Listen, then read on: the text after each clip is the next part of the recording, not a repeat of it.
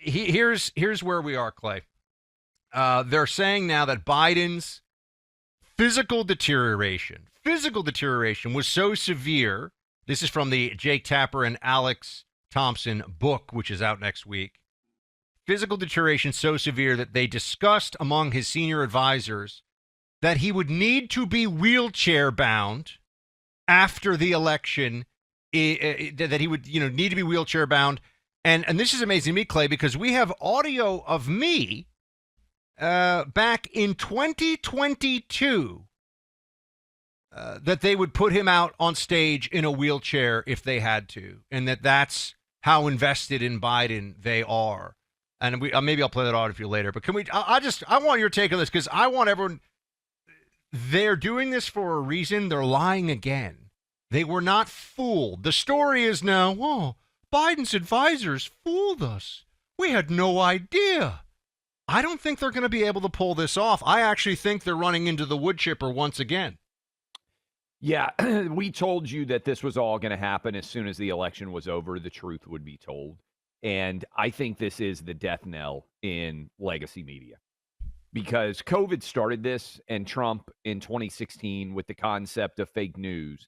But to argue that Joe Biden was fit as a fiddle, as CNN did 2 days before the June 27th presidential debate, to argue as NBC News did about 2 weeks before the presidential debate, that I, in particular, was engaged in misinformation and disinformation for sharing videos that showed Biden was not mentally and physically up to the job at the G7. For them to then have all of this arise and for their defense to be, well, there was no way we could have known, I think is lighting whatever tiny ounce of credibility these legacy media institutions had on fire. And I will point out one very significant aspect. Have you noticed, Buck, that the concept of misinformation and disinformation has virtually vanished? Fact-checking so far, to a large extent, has vanished too. I think that the legacy media has lost the legitimacy to be considered umpires anymore. It's almost like everybody has just decided we'll call the game ourselves. Remember when you were a kid and you played kickball and you didn't have an umpire? And if you had a really tough call, what would you do? Both sides would just say, do over. We don't know exactly what happened. We'll do it over.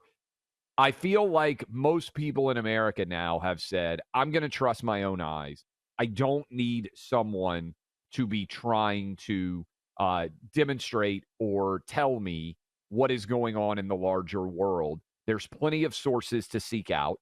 And the legacy media is the most dishonest group of people that are Democrat propagandists.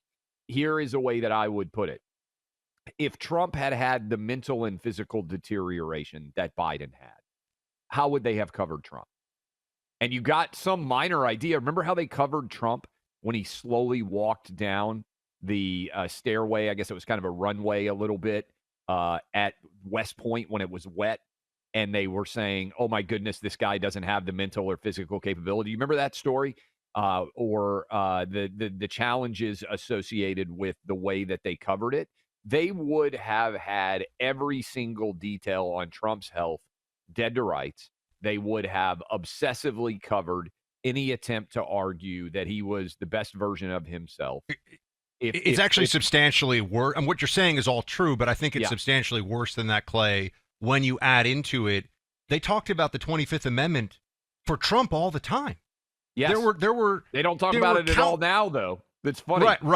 Right. But they talked about it all the time when Trump was president his first term. Clay, they had psychiatrists showing up on CNN who were, because they were told to by their puppet masters, claiming that, Trump had some tick or because he said something that was off or whatever it is, that he actually had some form of like a brain degeneration. I mean, they were absent. So to your point, they would have covered it differently. Well, with Trump, they just lied about him having dementia.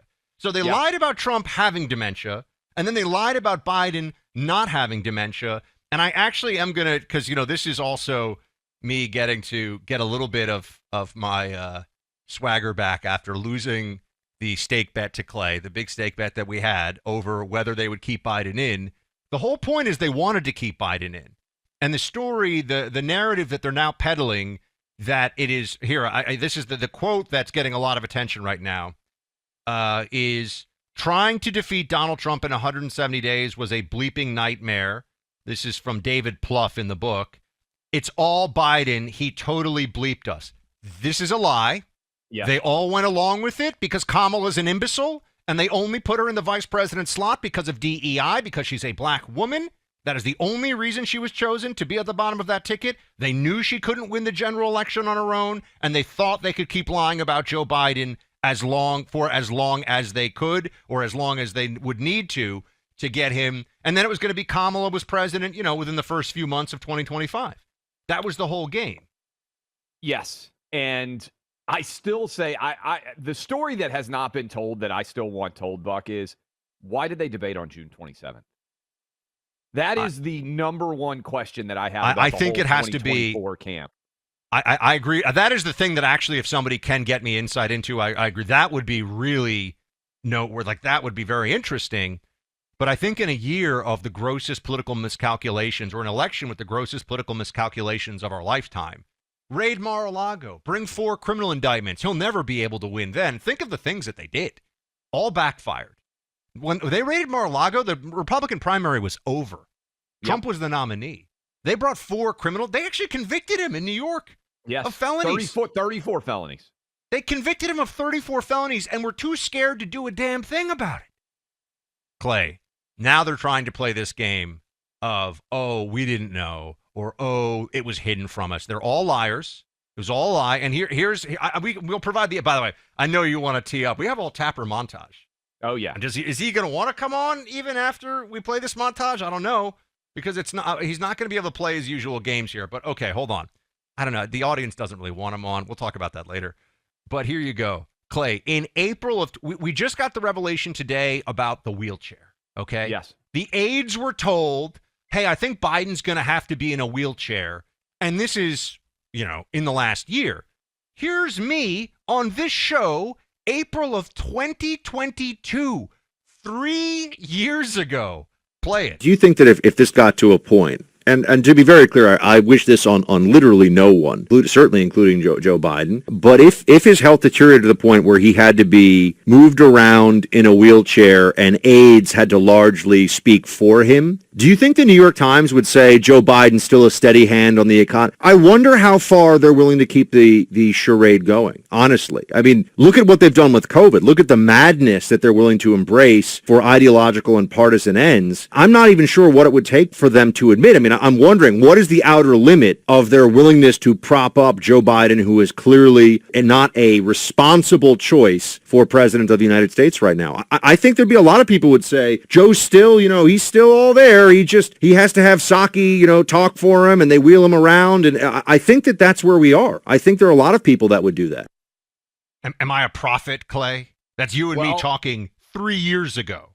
You would really have been a prophet if you had recognized that he wasn't going to be the nominee, because then you wouldn't have had to pay for a stake bet. If you just followed the natural logic of your wheelchair analogy there. I do think that this is a clarion call for the necessity of new media outlets. Because if you're out there and you're wondering, they're obsessively in the White House. We talked about this for years. I do think that one reason this show has grown in audience is we've been proven to have been right about the biggest issues. I'm not saying we get everything perfect. We were wrong on 2022 red wave. I was in particular. I thought we would get it. We didn't. We got it in 2024 instead. But if you go back and look over the last 4 years that we've been talking to everybody on the really big issues, does the COVID shot work? Do masks need to be worn by 2-year-olds? Is Joe Biden in good mental and physical health? Is Trump up to the job of being president 2.0? We've gotten almost all those really big issues right. And I do think that media audiences are in many ways a weighing of legitimacy. And Fox News has soared, we've soared, and all these other organizations are paying the price for lying to their base. Yes, well, I think that for one thing, it should matter that we're right, but also another test here in all of this is these people who are now coming forward to report on what they should have been reporting on a year ago, at a bare minimum. A year ago at a bare minimum, right? Meaning that this is in enough time that they could have had more of a real... Clay, why weren't they reporting on it last May? Because they were all in on it being Biden. Yeah. I know that Biden ended up being pushed. Biden, they took it up the middle of the football field with Biden to the goal line, and then they decided they were gonna just go for it one last time. They got so close, and he fumbled it. And they all were in on this plan. They were all a part of this. That's right. I'm going sports analogies.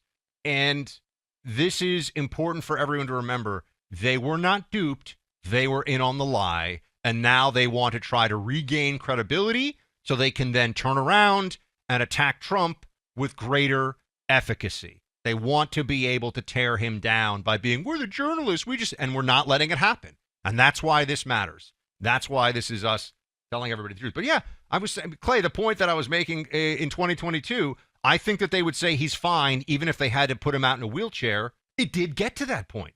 Yes. That is what happened. But then the debate.